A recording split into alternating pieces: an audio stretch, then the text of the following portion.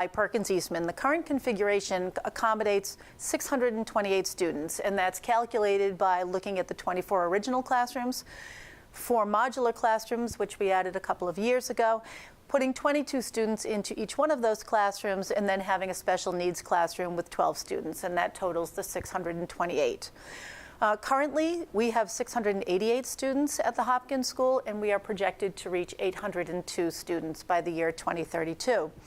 And so even though we have 688 students in there today and the capacity is really said to be 628, those additional 60 students are kind of parceled out, making class sizes a little bit larger. What we've done is we have taken a science lab and a special education classroom that are larger. They're interior classrooms. They don't have exterior windows. And we've turned those into classrooms. And so what appears to be 28 general education classrooms on that slide is really 30 when we put children into those rooms. Are they ideal? They are not ideal. But we are educating kids there because it's the space that we have. We've also done things like taken a portion of the library and created small learning spaces there. We have taken what used to be offices, and now those are also small group learning spaces. And so we are making do with what we have, and I think kids are still getting a very good education there. But it may not be the optimal education, and it may not be the optimal education for some of our more vulnerable learners who are in small group settings where one teacher is working only about 10 feet from another teacher. So as they are delivering 2 very different reading programs, sometimes you have that distraction that takes place. The addition that we put on is going to have a new regulation-sized gym, 10 general education classrooms and 2 special education classrooms, increased parking. It's also going to include the relocation of the modulars from the Elmwood School, and that will have to happen after Elmwood closes. And there will be renovations that take place in the current building, and those renovations are taking place simply because of code requirements. So this project has been going on for a very long time. Our first district-wide study was done in December of 2019 by Drummy, Rosane, and Anderson. They were the first architectural firm that we had hired. And they said to us, you have needs in all of your schools. All of your schools need space. And so in the years between 20 and 23, we had a sort of short-term plan to accommodate the children who were already here. This didn't provide for kids who were, sort of out there in the projected landscape, but these were the kids who were sitting in front of us every day. And what we did was we added modular classrooms, 4 at Elmwood, 4 at Hopkins, 6 stick-built classrooms at the high school, and then 4 that we just added on to Marathon as well. And so that's what was taking place at that point in time. In 2020, Mrs. Rothermick and I, just before the onset of the pandemic, submitted a statement of interest to the Massachusetts School Building Authority, hoping that we would be invited into the MSBA project process for the Elmwood School. And in the spring of 2021, we realized that we had been invited in, and so that sort of kicked off the Elmwood process. At that point in time, we did another district-wide study, and that one was conducted by Perkins Eastman and Vertex companies, and it ran parallel to the Elmwood project, but we wanted them to look at all of our schools because we know that enrollment is a huge issue right now here in Hopkinton. It is projected to be an issue in coming years, and so we wanted to make sure that whatever we were doing with Elmwood and anything sort of upstream was going to make sense. So when the school committee had to decide what they were going to do with the Elmwood School, we decided that it would be a 2-3-4 school. And that decision was made. We had originally asked the MSBA if we could build a 2-3-4-5, and they said no, that would be a very large elementary school. So they did offer us the 2-3-4, and the school committee, of course, chose to put grade 4 into the new Elmwood, or now the Charles Wood School. And they chose to do that because we had the MSBA as partners, and so they were going to fund a physical plant for at least another grade level, which made great sense. Now we're in that place where we're thinking about that Hopkins School addition, which is really what this article question is asking people. And we know that we don't really fit 2 grades in there today. It's 688 students, but when you get to 802 students, you're definitely not going to fit 2 grades in there, which is why we need that addition. The beauty of the addition is that when we have a 2-3-4 school and the Hopkins School, which is grade 5, if we pull grade 6 out of the middle school, it's going to free up space in that middle school, which you'll see tonight, and freeing up space in the middle school is something that will help us to defray costs on physical plant projects upstream. So here's how things look today. If we took the Hopkins School and we said, let's color each one of the spaces in the Hopkins School so that we can show where the building might be oversized. Green is right-sized, yellow means that it is undersized by 10 to 20%, and red is undersized by 20%, more than 20%. And so the red sections are the ones that we really have to worry about, but we're also worried about the yellow sections. So if we take a look at our cafeteria, for example, we can see that that is undersized. But when we take a look at something like the gymnasium, we say, oh, that's still in pretty good shape for us right now in the year 2024. As we look at something like our library, that's a place where we might have to think hard, and we know that we've already reduced the size of that space. So we have all of this, the main office, we're out of really conference space in that building. The nurses' suite, those kinds of things for us right now are undersized. And what we very frequently say is, we can keep absorbing kids as long as we can open up new classrooms, or we don't mind taking a class size of 22 and increasing it to 23. But at some point you can't absorb children anymore because they don't fit in that cafeteria or they don't fit in that gymnasium.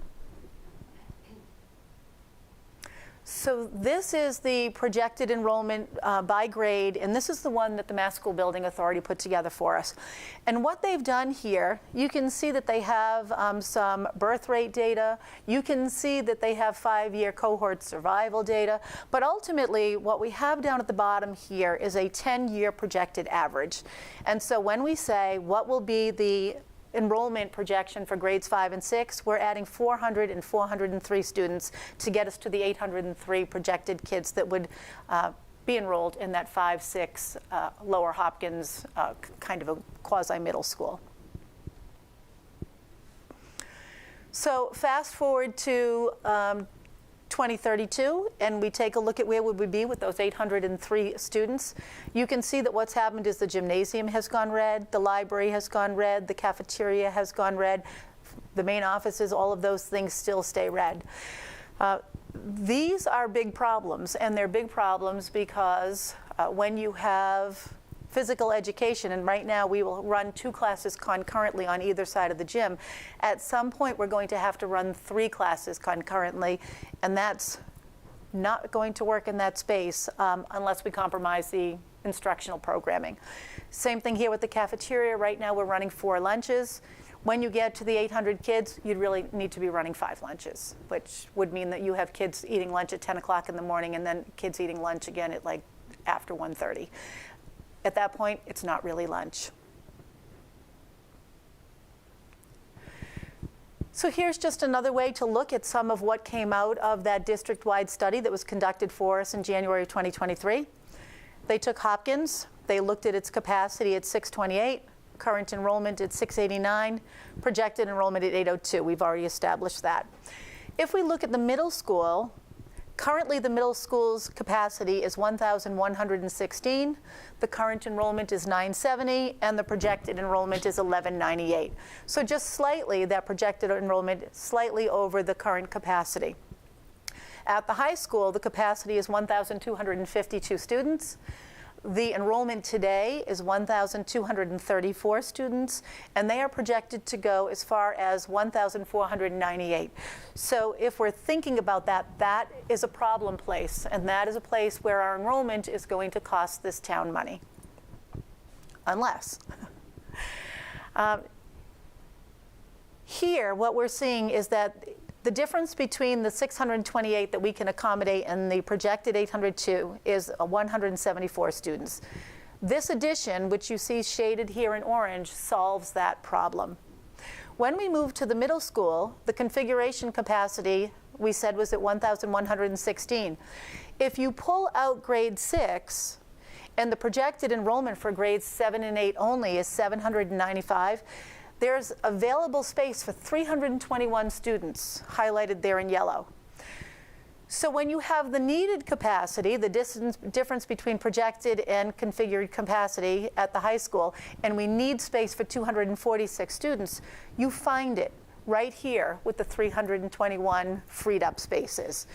So this really, if you ever are going to need more construction on these two buildings, this buys the community an awful lot of time. So while this feels like an expensive project, if we take a look at what it does here, it's really not an expensive project. It's a very smart project. How has all of this run? So July 2023 is when we started this, and it may feel like people haven't quite heard about the Hopkins project. But between April 5th and May 6th, we were working with the administration. Then we brought these meetings to the educator level. People will always say, are the teachers helping to design these spaces? Yes, they most assuredly are. So we brought in teachers from Hopkins and the middle school to really think about what is necessary to educate our students if we are transitioning this to a 5-6 school. In the fall of 2023, for schematic design, we looked to understand and provide for the needs and then think about how much that was going to cost. In the winter of 23-24, for design development, to confirm configurations and scope specifically provided. So after that, or concurrent to that really, we had 8 presentations that were made to the school committee between October and April. We had 3 public forums. We've had meetings with the planning board, the conservation commission, public safety, the building department. So all of those meetings are going on, and they were all talking about things like, what will classrooms look like? What will the new band, orchestra, and chorus space look like? What will the new gymnasium look like? And so you just see some of the work that we have done to date. All right, and here's just sort of that really nice bird's eye view of what the entire site's going to look like. You can see there's a whole lot of increased parking here. You can see that this is the new portion, and there's the renovated old portion. The bus drop-off will still be in the back of the school. Parents will still drop off their children in the front. There will be some play structures, there'll be some hardscape, there'll be a half basketball court, a really nice U10 soccer-sized play field, and then a nice walking path around that. All of those decisions right there for the outdoors were made thinking about the developmental level of the kids and what experts and our teachers and physical education teachers told us that kids seem to be interested in when they are out of doors. All right, and then I'll just show you a couple of other things, and Mrs. Rothmick will take over from here. This is the interior of the building. The dashed line shows you the renovation in the old building and the new construction. As Mrs. Rothmick gets going, you'll notice that all of these are kind of color-coded according to who's occupying the space. So you can take a look at that. This is the first floor plan, and here is the second floor plan. So again, renovated side, and this is the new construction side, and Mrs. Rothmick can tell you about what's going in those spaces. Okay. I think I'm just going to have to hold this because I don't really have an area to clip. And this is kind of tricky because glasses or no glasses. Neither one is really working well. So what we're going to start with is the new construction. So what you see on the left side is the first floor, and the middle is the second floor. So within the new construction, the blue shaded squares are the new regular education classrooms. That is 10 regular education classrooms, but it also consists of 4 modulars when they are brought over. In the purple, you can see there are added 3 special education classrooms. In the green, on the second floor, is an art classroom. In the yellow is the regulation size gym, and that is a replacement of what exists in the current building, and then an additional multi-purpose room. Again, in the purple is an OT-PT space. There will be additional restrooms. All the mechanicals in the new addition will be electric, and it will also include the site work that Dr. Kavanaugh just spoke about, which is the increased parking, the reconfigured parent drop-off, and the play area for the students. So the addition is approximately 28,000 square feet. When we get into the renovation, so the first floor, this is the existing building. You'll see that we renovate 2 classrooms to be science rooms. There are 4 total, 2 on the first floor, 2 on the second floor. There's a renovation for a new STE room, that's Science, Technology, and Engineering, a new English as Second Language classroom, 4 purple, the small group rooms, there are 6 total. Another area in purple is the new team chair office and a meeting room. In the green is a cafeteria that has been converted to the music suite for general music, band, chorus, and orchestra. And the gym, the existing gym, is now converted to be the new cafeteria and the stage area, and that part is in yellow. The kitchen, the servery is expanded to be able to accommodate 802 students. In the pinkish is a new expanded nurses suite, and you'll also see the pink at the admin area, which is also expanded with a secure entry. In the brown is an expanded custodial, maintenance, and receiving area. The kitchen, the new expanded kitchen servery, all those mechanicals will also be electric. And the end-of-life mechanicals that exist within the existing building will also become electric and tie back to the new building. And again, there will be code upgrades that are required throughout the existing building. So the existing building is about 78,000 square feet. And again, this is the first floor renovations that will happen. On the second floor, it's very similar. So again, in blue, there will be renovated classrooms that will become 2 more science rooms. So again, there's 4 in total, 2 on the first, 2 on the second. In purple is 2 more small group rooms, and again, there are 6 total. Again, in purple is a renovated learning center. There is, in green, a code change specifically for the kiln space that is currently housed within the art classroom, and also additional restrooms. So taking both the renovation of the existing building and the new addition, we're actually touching approximately 106,000 square feet.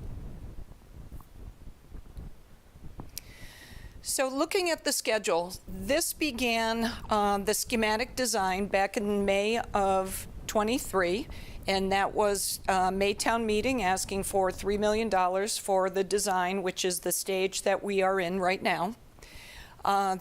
Using that design appropriation, we have gone through design development. As Dr. Kavanaugh touched on, we've met with planning and conservation. We've begun the permitting process, and we have begun the construction documents to get to where we are now, which is 60% design, to get to our cost estimates for this May town meeting. So again, at the May town meeting, we will be looking for the construction funding for this project. The total project construction will take about 24 to 26 months. That would mean that it would open in the fall of 26. It would operate for 1 year still as a grade 4-5 school. And that would happen until the completion of Elmwood, the new Charleswood School. And then in that term, then the 4th grade would move to Charleswood, and Hopkins would become a 5-6 school. So looking at it from a phasing of what will happen physically on site. So again, the construction will take 24 to 26 months. What they will do in this summer, so the summer of 24, they will begin to do the enabling work out in the grounds, if you will. They'll set up their construction fence and really begin the process. You'll start to see work in October. That will be when they begin the actual addition and the geothermal well field. So the work will begin outside of the existing building. That will take place first.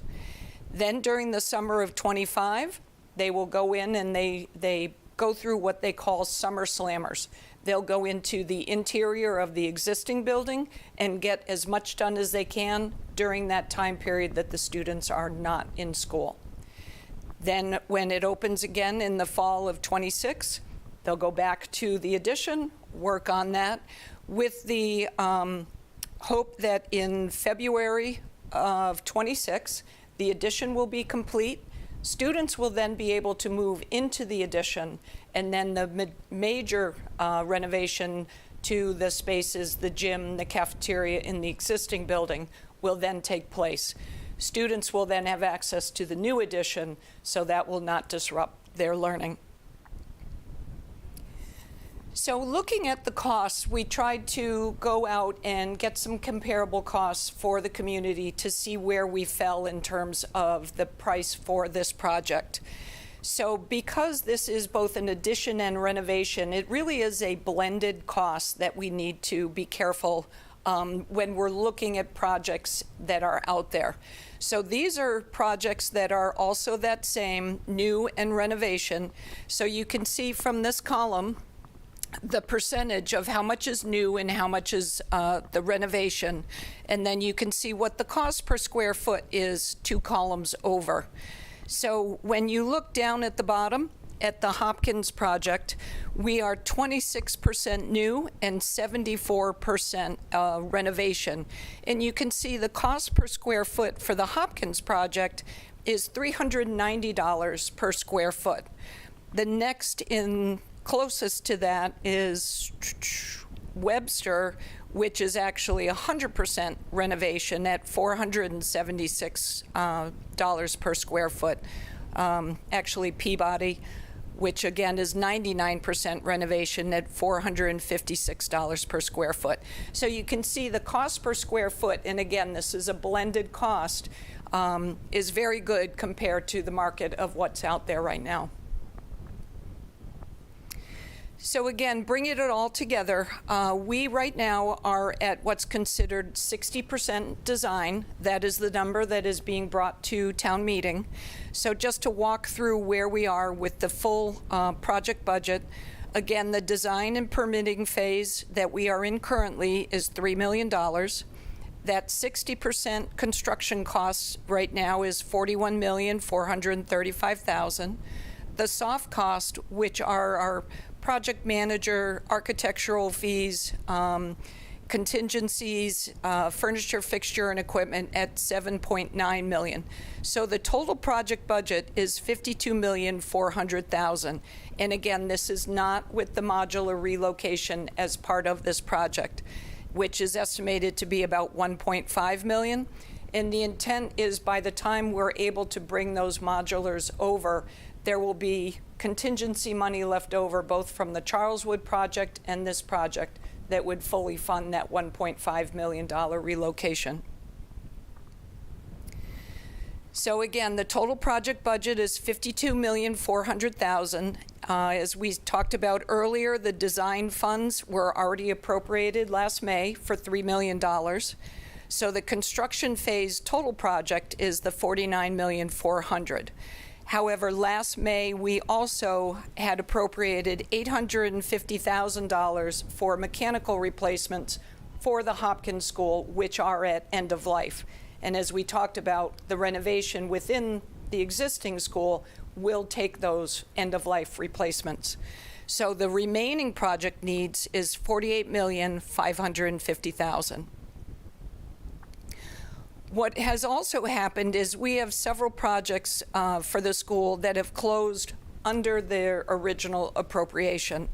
So this next 3 are debt that was authorized at other town meetings but has not been actually borrowed because the projects came in under budget. So for the high school addition, we're under budget $465,000. The roof replacement at $405,000, and the marathon addition at $425,000. The Elmwood feasibility was also paid for using the school reserve fund. And we received MSBA reimbursement for that in the amount of $353,000. So that's all money that is available to be allocated toward this project of $1,648,000. So again, looking at all funding opportunities, the total project funds that are needed is the $48,550,000, reallocation of the projects under their original appropriation of $1.6 million. The new debt funding request is $46,902,000.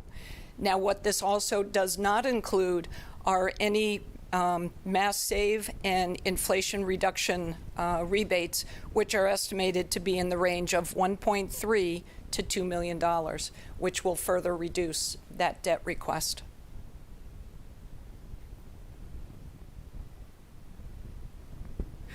Any questions? I have a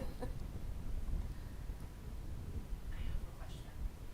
If this gets approved and moves forward, and both this and the Charlwood project come in under budget, what happens to the money? Does it stay in the school budget, or? So these are capital projects, so they're not really within the school's operating budget. So that's where you can see other appropriations like the roof that came in under budget. It will either just not be borrowed and the debt goes away from the taxpayers, or it can be reallocated for future needs, not necessarily the school. So the school does not own the capital project, if you will, and does not own that debt. Town meeting can reauthorize it to be used elsewhere.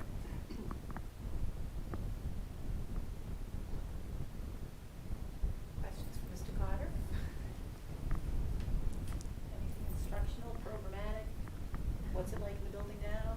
Yeah, I guess I'm sure that is a good question. We both have kindergartners, so we're. Come on up, Mr. Carter.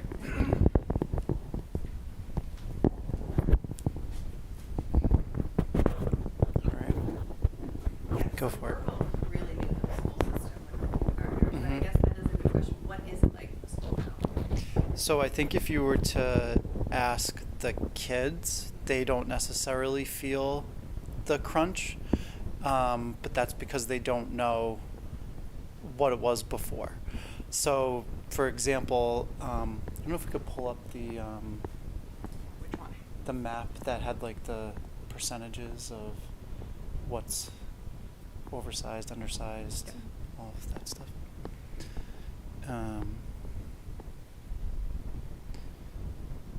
Yeah. So, like, for example, this one says it's oversized because that's being used as a guidance counselor's office, but it's actually a conference room.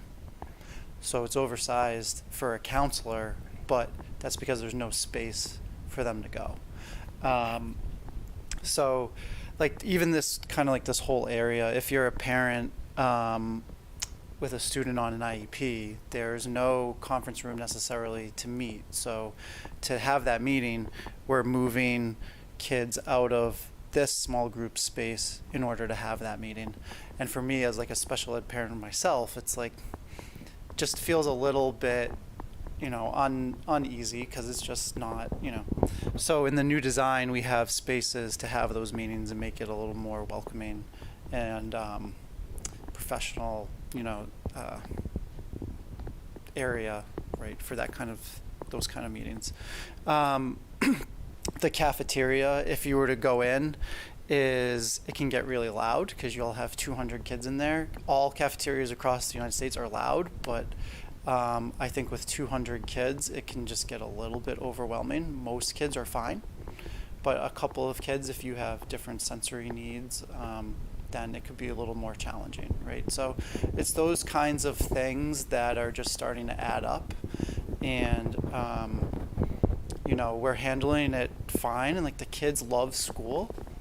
But when I start thinking of numbers of like 700, 730, 740, and then 800, that's where I start to think, all right, things would definitely feel different. Even these classrooms, they're green. I think in 5th grade we have 22 kids in a class, and 4th grade is 24 or 25. There's no more classrooms coming, so I know these stay green, but I don't think that's necessarily what the Hopkinton Public Schools are used to, going over those numbers, which is what we would definitely be doing because we're not adding any more classrooms. Do we have an idea, like, what's the ideal class size for, I love anything between 20 and 24. and is that like one teacher to 24 kids Yeah, when you're talking about general education, yeah. For this age. for this age? Mm-hmm. Okay. Yep. We had, like, in 5th grade, I feel like was a really nice spot between 20 and 22. And 24 is fine too, and it kind of depends on the needs of the class, so we try to balance that out as well as we build them. But so I just think this is even just a little bit misleading, as it does stay green, but I don't think it's really green. But what we're used to. There's no more general education classroom space. Correct. There's not another space you can get. So for example, if we wanted to add another classroom next year, what we would be doing is moving the music program out of the music room, and that teacher would be on a cart and doing music that way. We've already done that with health, so music would probably be the next to go, or maybe library would move to a cart to fit that classroom in. But those spaces are not ideal classroom spaces. That's not what they're not built for general education. We don't need a classroom for next year, but just theoretically, those would be the only available spaces next, would be to go there. So, And so what happens if this doesn't pass? do you want me to answer those? Or? I'm just curious. I'm really just curious. Like, what happens? So, I'm afraid. do you want to take it? I feel like I know it, but I think it's an important question for people to understand. I can answer. That's lovely, thank you. Anyone like, Yes, so what happens if it doesn't pass? There are a couple of things you can do. You could just leave Hopkins a 5th grade school. And it does seem a little funny that one grade would be in a building all by itself, but I think that feels almost a little wasteful, because now you've got some space in there that would be unoccupied by anyone else except for 5th graders. So I think that we have talked about freeing up a little bit of middle school space by moving maybe a third, say, of the 6th grade into Hopkins, and then rotate them through in like the trimesters. So the reason that you can't move all of 6th grade there is not only space constraints, but the other issue is that the middle school now is built for the related arts that are appropriate to grade 6. So if the kids get engineering or robotics or digital art, those kinds of things, there are physical spaces that accommodate that kind of instruction right now in the middle school. But there aren't those spaces in Hopkins. So if you were to move the kids, you would have kids in the Hopkins school for one of the 3 trimesters, and then they would go back to the other school.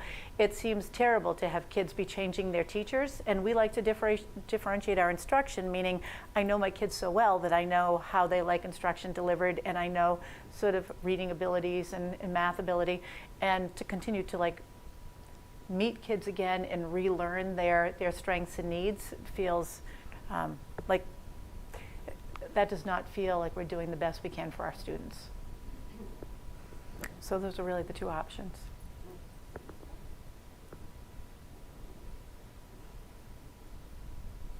Is the renovation and the new addition planning on having air conditioning in the building?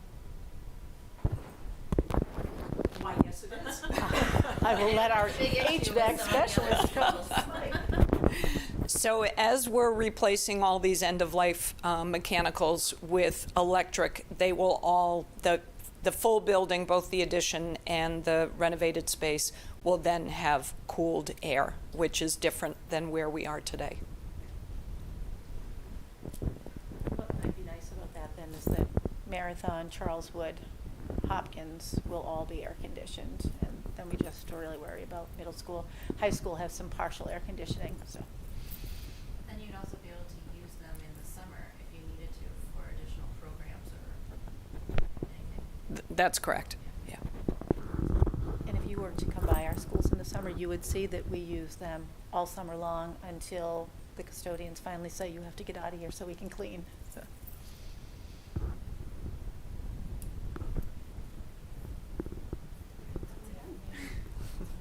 Thank you. Thank you. Well, thank you for allowing us to do this. It's very helpful, so that the community understands. Yeah, Yeah. we agree. Yeah. 100%. Yes. So thanks. Lots of good information for people to consume. And thank you, Mr. Cotter, principal at the Hopkins School, for coming out tonight.